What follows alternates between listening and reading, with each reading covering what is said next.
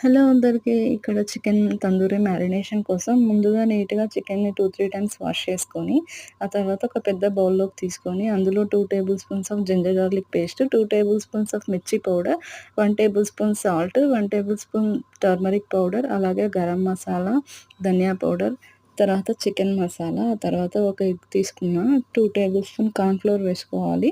ఆ తర్వాత మంచిగా పీసెస్‌కి పట్టేటట్టు బాగా కలిపి పెట్టుకోవాలి. ఫ్రిడ్జ్‌లో ఒక 2 అవర్స్ మినిమమ్ 2 అవర్స్ పెట్టుకున్నట్లయితే మన తందూరి చికెన్ పీసెస్ అనేది నీట్‌గా రెడీ అయిపోతుంది. చాలా టేస్టీగా వస్తాయి. ఇవి నేను ఓవెన్‌లో చేస్తున్నానండి. మా బాబుకి చాలా ఇష్టం ఇలా చేస్తే.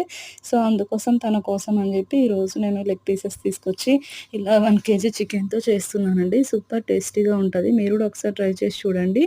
మీ పిల్లలకి చాలా బాగా నచ్చుతుంది. స్పైసీలెస్ తక్కువ వేసుకొని కొంచెం ఇలా వేసుకున్నట్లయితే సూపర్ అంటే సూపర్ టేస్ట్ ఉంటుంది. వీడియో నచ్చినట్లయితే లైక్ చేయండి, షేర్ చేయండి, సబ్స్క్రైబ్ చేసుకోండి మరిన్ని రెసిపీస్